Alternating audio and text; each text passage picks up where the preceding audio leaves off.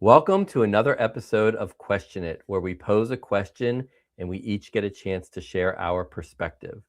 I'm Kevin Strauss, the host of Question It and founder of Uchi, a simple social app built around one belief that everything feels possible when you know someone has your back every day. Today's guest is Michael Fritzius. I just know him by Fritz. I actually had to look back and make sure I got his name right. Um, I've known Fritz for about 7 years now, actually. We first met in person. Um, so thank you for doing this little experiment with me today. Please introduce yourself. Yeah, thank you, thank you. Well, I don't feel like a guinea pig. I trust you. I know you get into my head sometimes, and I'm like, this is pretty good. It's very comforting. I know you know what you're doing. You know your way around. So, my name is Fritz. I live in St. Louis. I have four daughters. This is an old picture up here. That was pre, four kids. I always got to say that because it's like when I don't have my background turned on, people are like, I only see three in the picture. The little bitty one, the baby, there in the middle. She's 12. The older one here on the end is 16. This one is 14, getting ready to turn 23. And then our youngest is 10. So 10, 12, 14, 16. And even though it seems predictable, I'll do anything in moderation. I've run businesses. I've killed one of them. My wife and I, we have multiple businesses together. We're in the clean lifestyle space, making soaps and lip balms and deodorants and things. And then we've also got a food prep business that we launched, which I don't even think I told you about, Kevin. So we got people buying granola and lasagna and loaded baked potatoes. I know we don't ship. I'm sorry, it doesn't keep. I'd mail it to you, but it's just going to be nasty by the time it gets there. Uh, but it's good. So next time you're in St. Louis, let us cook for you. Um, I'm the kind of guy I just love what I'm doing. Every day I get up. I mean, there's understandably a little bit of anxiety sometimes, but I've learned to really determine, like, okay, why am I feeling this way? What am I supposed to do today? And then actually just take action. I'm a massive action taker. I used to not be. I love who I am. I love who I used to be. I love who I'm becoming. I just love life, dude. I can sum that up in a single sentence.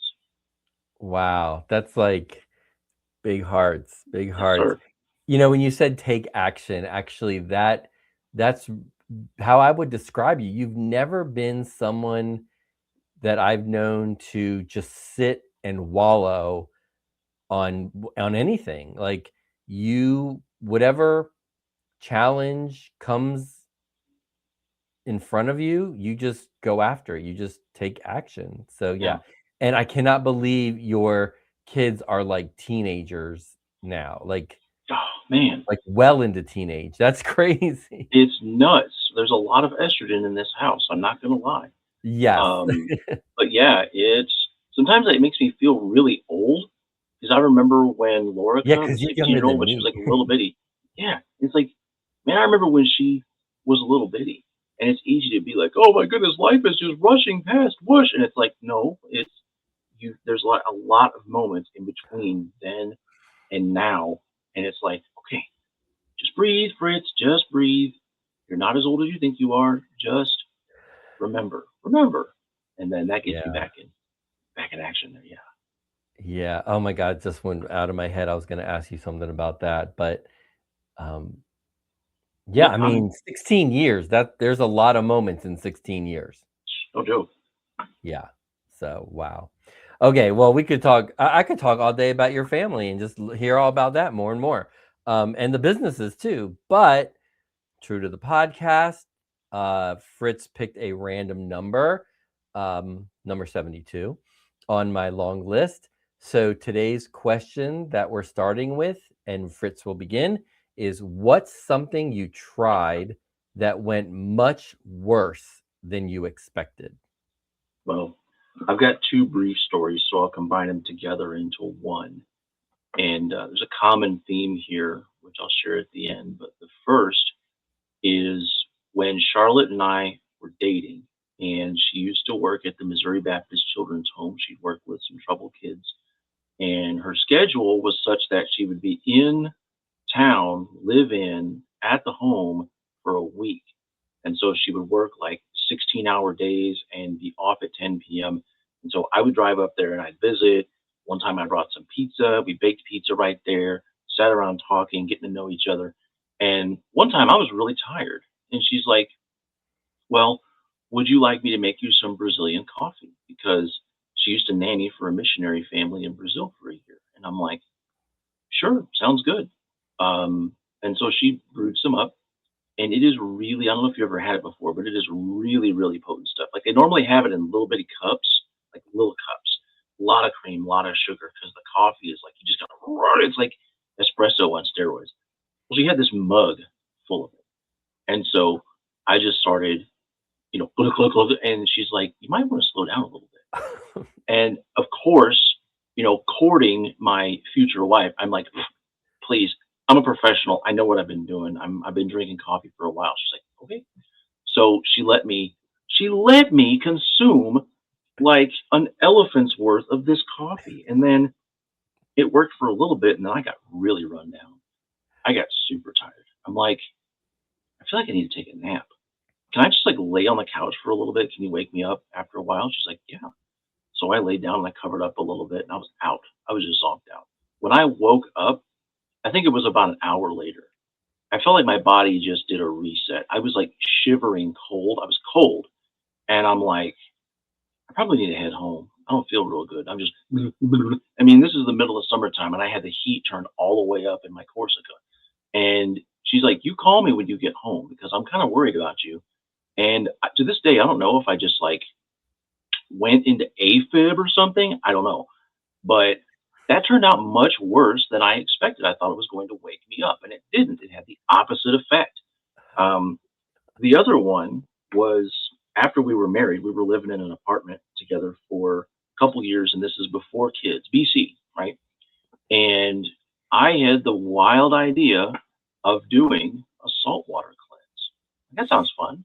It's the weekend. Yeah, you're nodding because you're like, this is not going to end well, Fritz. Um, she said, well, it was a Saturday. I mean, we were expecting my mom and grandparents to come over, my parents to come over. And she's like, it's probably going to take a little while for this to happen. I'm like, nah, it'll be fine. I'll just blow it out real quick. I'm a professional. You see a theme here? And she's like, okay. So she made some warm salt water for me, and I chugged it down. Dude, I was like on the pot for like 2 hours. You ever been on the toilet so long your legs fall asleep and they start buzzing? And you're like, if I use these, I'm going to fall on my face and it's going to be really embarrassing. I had to hurry up and just get it out so that I was ready for my parents to show up. So, yeah, a common theme is my wife is more than happy to suggest that things probably aren't going to go according to plan. And here's how they're not going to go according to plan. And when I push back and say, no, it'll be okay, she just lets me do it. And so now we've been married almost 20 years, and I've learned. It took me 20 years, Kevin, to learn this. When she says, actually, that probably won't. I'm like, okay, I'm locked in. I am fully listening. I've finally learned my lesson. I'm a bit of a slow learner. I think it's because I overanalyze things, but I also have a very devil may care attitude. So, yeah. Wonder what I'm going to learn in the next 20 years, man. Crazy. Oh my What about you? God. What didn't go according to plan for you? Oh, Now I had I'm a not even starting. I mean, I couldn't even stop laughing like man. through that all of that. That was Can you beat great. a poop? Can you beat a poop story? What do you got?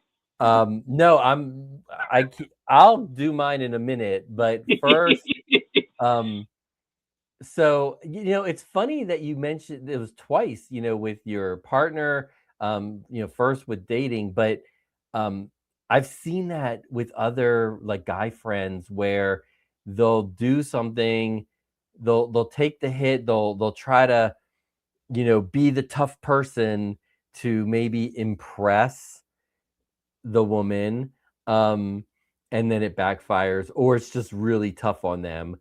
Mhm. But yeah, I mean, you were a coffee drinker before you'd had that Brazilian coffee, right? Yeah, yeah. I trained for this, so So I don't know what in the world, man. you train. I mean, was the caffeine that much higher, maybe, and you had like a big reaction? Dude, it was nuts. Like the way that they make it, it's almost like they make a super duper version of espresso. Like I was saying, you normally drink it in those little cups, like you get a Yeah. cafe, you like get it like that. And she gets me like this bucket full of it. Which in retrospect, why did you give me so much?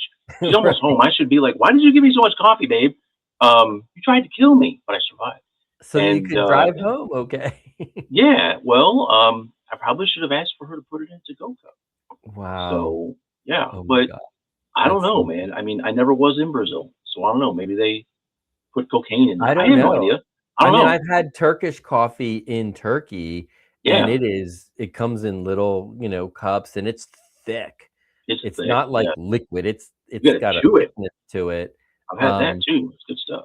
yeah, it's strong. It's really good, really tasty, but yeah, I mean, you can get like wired, like, and maybe you like went up so high that then your body just crashed right down right It did. afterward. It absolutely did, and that's exactly what happened. Scared the crap out of me, dude, because I was like, "What Like, is what's going happening?" I've on? never. Yeah, it's like, did I have a heart attack? Like that'd be really awkward to have to explain a dead body. So Oh my yeah, god. Yeah, but man, that it was pretty intense. It was pretty intense. So for character building, though, sure. that's for sure. And then the saltwater cleanse, which I've done that, more than once. I Oh, like you're a it, glutton for but punishment? Yeah. well, I like it, but, it's like a Saturday morning and on an empty stomach, and I drink the liter of with, like, I think it's 2 teaspoons of salt, and then in, like, 30 minutes, like, I'm in the bathroom, Here it comes. Yep. like, it works pretty quickly on me, um, but you were already married at that point. Were you married yet? Yeah.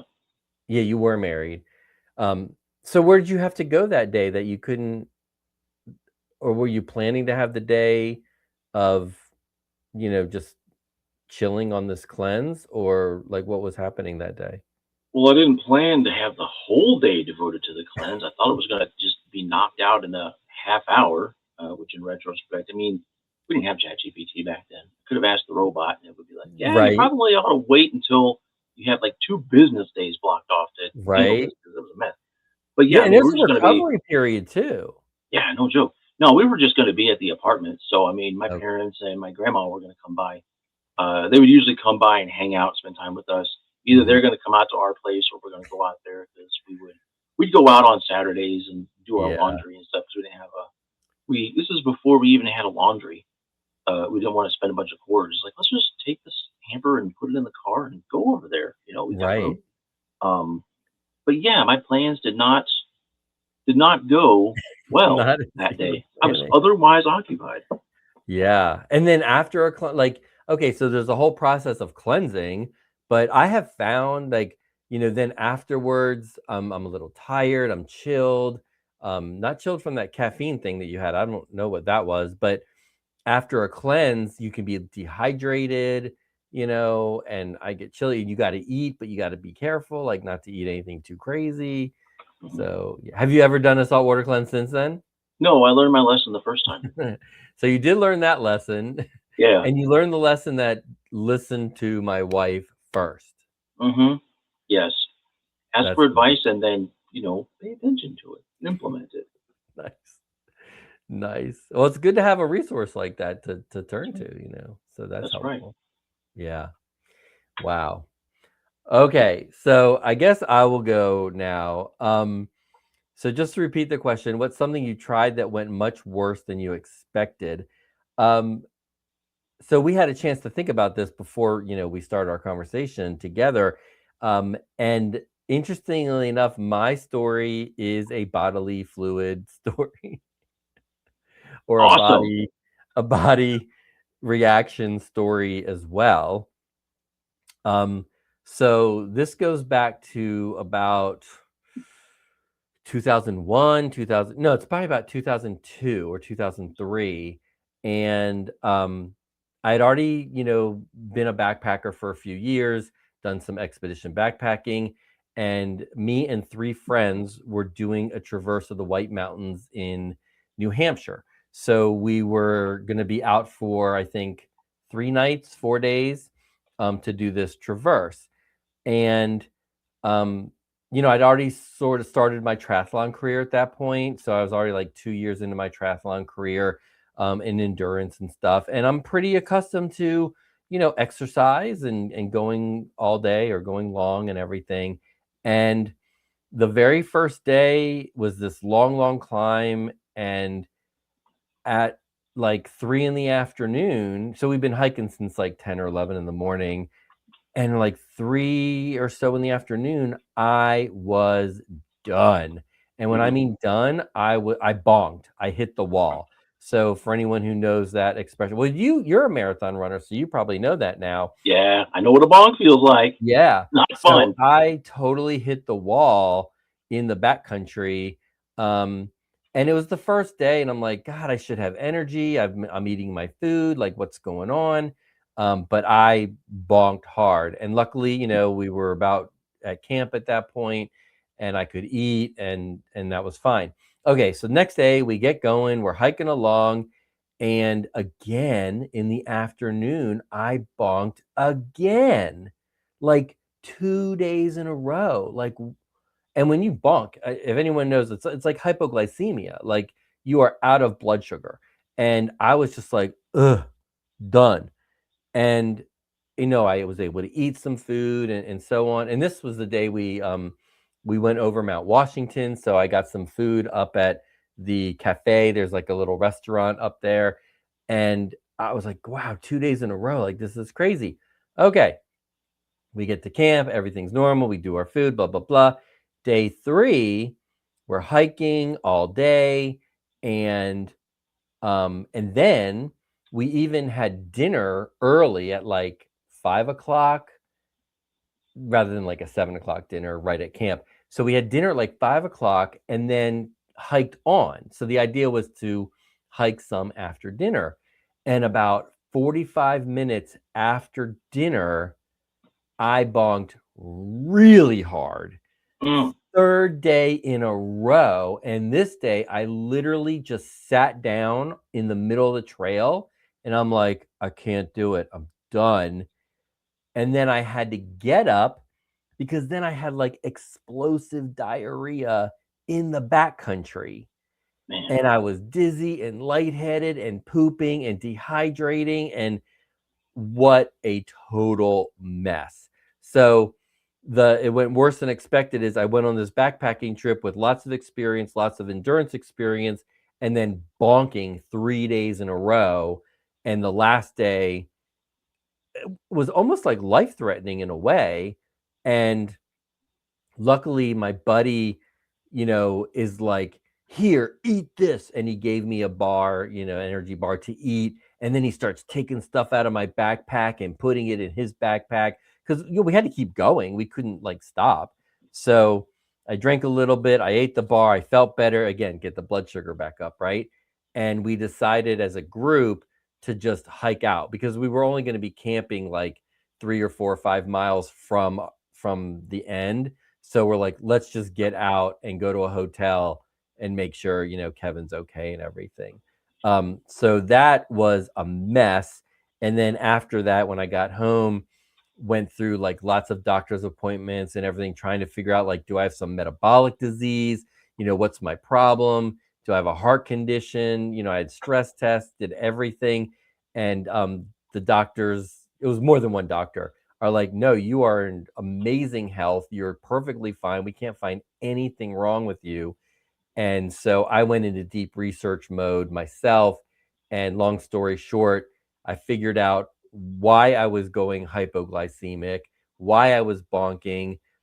I got a really good book called Nutrition for the Endurance Athlete. Found out I was eating like totally wrong. And more importantly, I was training completely incorrectly. This is back in like 2003. Hmm. Training completely incorrectly.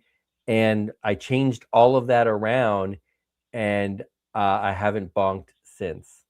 And I've done Nice. Ironman triathlon and lots of half Ironmans and things like that. So, um, and I've helped a lot of other people cure their hypoglycemia and bonking issues, but I'm not a medical doctor, just to remember that. So that's my story. That's your story, and you're sticking to it. Yeah. Man, what was that like? Like when you had your first bonk and you're like, oh my goodness, but then like the next ones, like, were you scared? Were you? Like, Well, there's I got to be a was way to fix this, or what? yeah, I was completely caught off guard because I had no idea, expectation. This thought didn't even enter my mind as a possibility. Like it was like out of the blue. Hmm. Even though in my triathlon training, I would bunk kind of regularly or at least be very depleted by the time I got home. And it was so bad that it got to the point where I'd have to take a gel, those little sugar Hmm. gels, either right before a 45-minute spin class, or I could be like lightheaded and shaky by the end of spin class, 45 minutes. And sometimes even take a gel before my 45 to 60 minute commute home from work, or I'd be shaky and lightheaded. So like if Hmm. I didn't eat every couple hours, I'd be dropping. And again, it's not about your food, it's actually about your training. That's really the better way to do it. Um, and you can cure the low blood sugar. And this is not Kevin specific. This is just human physiology and how your cellular metabolism works, and you can train it to work better. But in the backcountry, I was scared shitless. On that Literally. third day, when you're having like explosive diarrhea, like after a cleanse, um, on the trail in the backcountry where there's no help nearby. And I had medical training too. So I have Woofer. At the time, I was Woofer certified. So that's Wilderness First Responder. So like I know how serious this can be. And it was Mhm. it was really scary. Oh, Really scary. man. Yeah. But I solved it, right? Like you come up to a problem, you start chipping away at it and figuring it out. Yes, you do. And I think sometimes certain kinds of people, and we are not these kind of people, you and I, when they're faced with a problem, they'll just be like, "Oh my goodness, too big. Oh, what do I do?" And they just crumple. And it's like, it's a Yeah. problem. Solve it. Like, you've got a brain. It's Yeah. okay. There's nothing so big that you can't just chop it up into small component pieces and solve it and figure things out. But you got to have the wherewithal to do it. You can't operate Yeah. from a position of fear. I think that's the big thing that I've learned over the years is just simply operating from a position of, okay, I'm not going to be made to feel scared about this. I'm not going to be made to be upset. I control my emotions. I run this ship, dog on it. So yeah, Yeah, and chipping away, little by little, not tackling the whole thing at once, but what's the next small step? I found that to be a really helpful approach. Even if I'm like writing code, well, which you write code, but even writing code, like, trying to work on some big program. Okay, what's one little bit of this that I'm trying to figure out? Let me just do, and maybe not even write the part that's for the program, but just an example of what I'm trying to do as a little sub piece, and then build on it and adapt it to the bigger program. But I think it is very easy to get overwhelmed. I think it's easy to get freaked out where you freeze, the whole flight, fight, freeze, fawn. I don't know, all these different, they keep adding words to that. Um, but yeah, it can be pretty overwhelming. And if you don't have like support to help do it, or um, you just stuck with like, where do I start? That's a real thing. you know. And then Yeah. once you break that inertia, you start to build some momentum, and then you're like, okay, this is actually working. This can actually work. And That's before a you know it, really you fix big it. deal, I Yes. think. A Yep. little bit of momentum and a little bit of positive feedback, like, oh, I just tried this and it worked. Or, oh, I just tried this, it didn't work, but I could do something like that, which is similar. Oh, and that does work. And Hmm. then you build on that. Yes. And I find that to be yeah, an excellent approach, right? Like that Yeah. works over and over. Yeah. Well, So it puts your brain into a different state as well. So now you're trying to figure out what buttons and knobs and levers control the output instead of just like, well, I guess this is how life is. This is just I got to deal with it. It's like, no, dig in, start, pushing on some things, see what happens. Like flipping It, it out of the victim mentality into the, I don't even know what's the opposite, the action taker Victor, mentality. from victim to victor. Okay. Yeah, make that a thing. There we go. Yeah. By Fritz, the victim to victor by Fritz. Yeah, and then you build on that. And I think if kids learn that early, there's like no stopping them in a good way. Yep. Well, that's what we're trying to build into our girls as well. Like we don't want to raise young women to be afraid of the world. You've got lots and lots of latitude. The world will try to tell you that you don't. The world will Mm, try to put you into a box so that you fill a role. Like, hey, your Bible says that you're fearfully and wonderfully made. And the way that we behave like that is, how do we figure out what we're the best at and to hmm. go do it as hard as you can, as fearlessly as you can?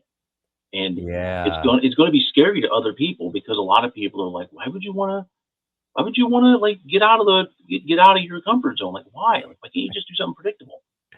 Well, because it's friggin' boring, first off. But right. second, like, I'm not at my best self when I'm playing according to a bunch of made up rules. It's like, Made up how, rules. That's I know, that's a right? key. It's like society will just put things on you, and it's like, nah, that's Yeah. a control thing. Yeah, Yeah. I don't want to raise controllable girls.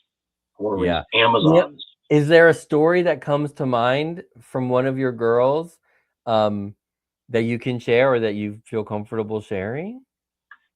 Yeah, I mean, we went through a book. I read it. It's called The Barbarian Way, and it's a fairly short book. But the guy talks about how, you know, with his Christian faith, he's like, there's a lot of watered down faith out there. He said, I don't think God calls us to a life of average. He calls us to a life of do it as hard as you can, push as hard as you can, do the crazy. You're not going to fit into society because you're not supposed to fit into society.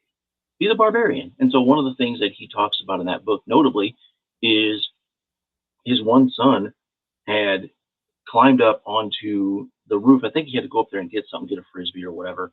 And so he like came out the upstairs window and was out there on the roof. And he goes, Dad, can I jump off? And the mom was out there. She's like, no, absolutely not. And he's like, Dad, can I jump off? And he's like, yeah, go ahead. And so, it's not terrible high up there. I mean, if you jump off like a 50-story building, it's flat, but it was like maybe, 6, 8 feet off the ground or whatever. And he was kind of hesitating a little bit. He's like, well, what, like, what if I hit the concrete? He's like, well, just get a running start. Then you'll land in the grass. Well, am I going to break my leg? He's like, you might, but I mean, we'll take you to the hospital and you'll get fixed up and you'll be fine eventually. He's like, jump, go ahead. And so he finally got himself like juiced up to get, and he jumped, and he landed just fine. He like went into a tuck and roll, and he was like, I'm fine.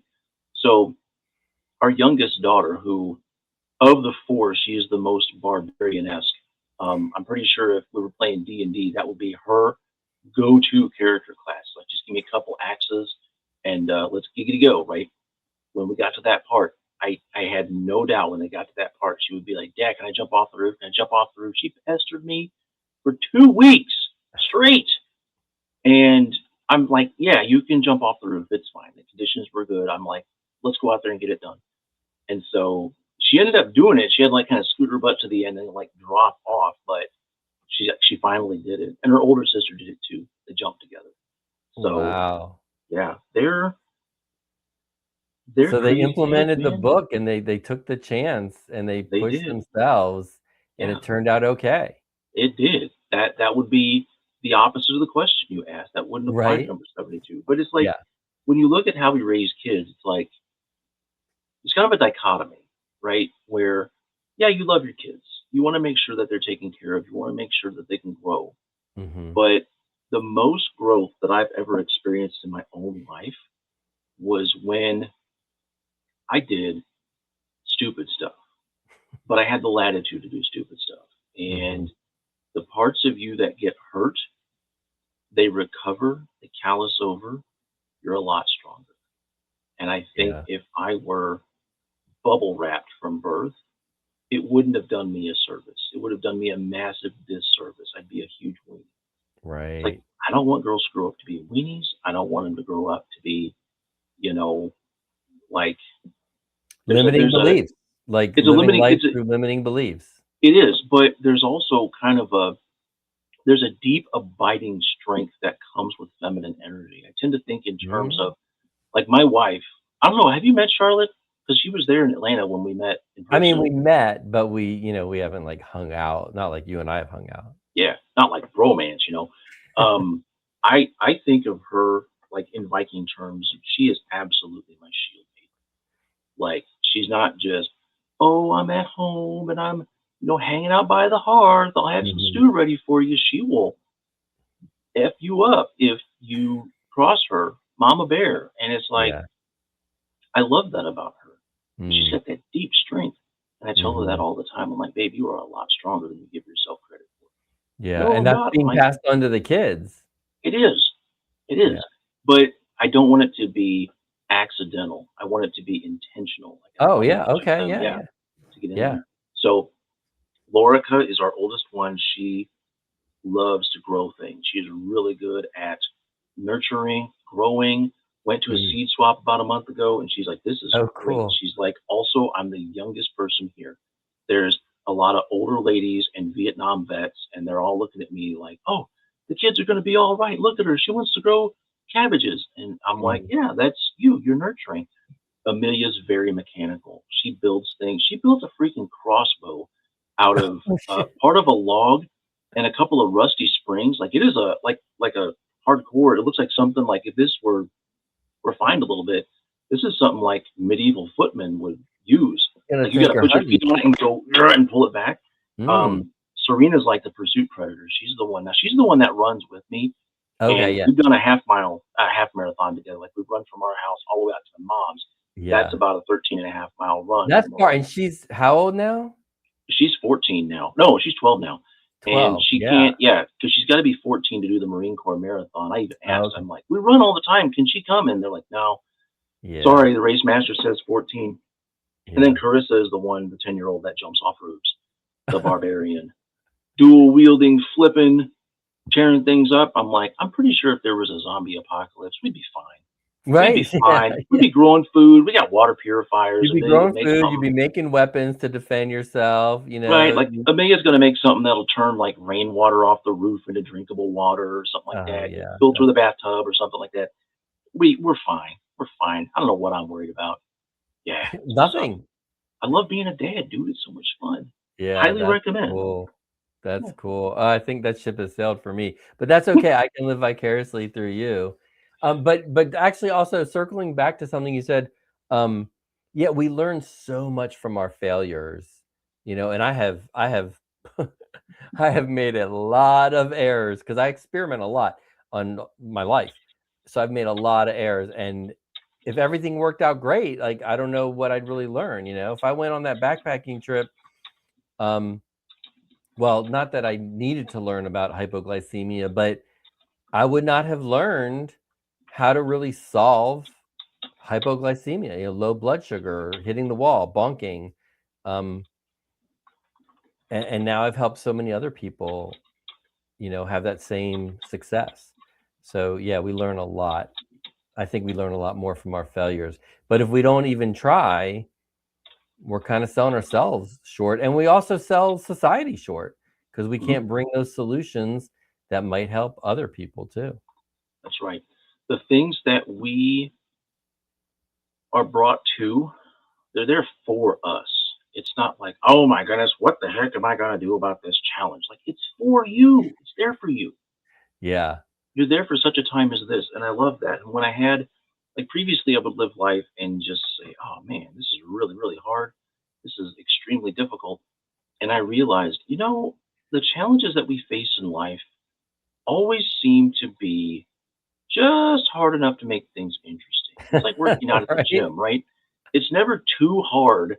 Like, oh yeah, I'm used to benching, 225, and all of a sudden there's like 1,000 pounds on the bar. It's like I'm gonna drop that on my face. That's bad. I use that thing for work, right? Yeah. But it's always just hard enough that Yeah. maybe you need a spotter, maybe you need, but it's there for you. Yeah, just a And little bit into that stretch zone, exactly, and exactly. then we grow. Yeah, but things are never like if you're on the path of personal growth, mentally, emotionally, physically, spiritually, whatever it is, Mhm. things are going to be exactly as hard as they need to be in order to stimulate that growth. If Yeah, I it's love that. too, yeah, if it's too freaking easy, it's boring, you atrophy, you don't grow. If it's too Agreed. hard, you die. So it's just hard enough. It's just hard enough. Yeah. And when I realized that, I'm like, oh, now that makes life really interesting because now I Mhm. know that the way things operate is there for me, which means I can tackle challenges with reckless abandon. Like this is level 73 or 85 or 112 Yeah, of we're gonna have to play however many Dungeons& and levels, right? Dragons together. There we go, right? But yeah, keep going What with character the class would you be? What do you think character class you'd be? Would you be a rogue? oh, I always like being a, oh god, a Oh, Palladian, a what is it? paladin? A paladin, I always like that, but I also was often a thief. Hmm. That was my other thing. A Yeah. paladin thief. They never expected. Oh, he's a holy man. Why would he steal stuff? Well, Ah, that's I how was you get either some. one or the other. I wasn't both at the same time. Yeah. So, I yeah. love it. But I love the, just a little bit harder than what we're comfortable with, or and if you're going through life with that kind of belief system, then it's like, okay, this looks really tough, but you know what? It's I can handle that. I'll figure it out. Like if I believe it's going to be just a little bit harder than what I'm ready for, I can get there, and Mhm. I can get through that. And that's a what a wonderful way to go through life, believing, that you can level up at any time. It's a game. It's a game. Life's It's a just a game. game. Always keep playing the game. Beautiful. Wow. Well, I think on that note, thanks for joining me on this episode of Question It. If anyone out there would like to be a guest on Question It, there's a form in the Google Notes. We can have a great conversation on one question as well. So until next time, peace, love, and connect.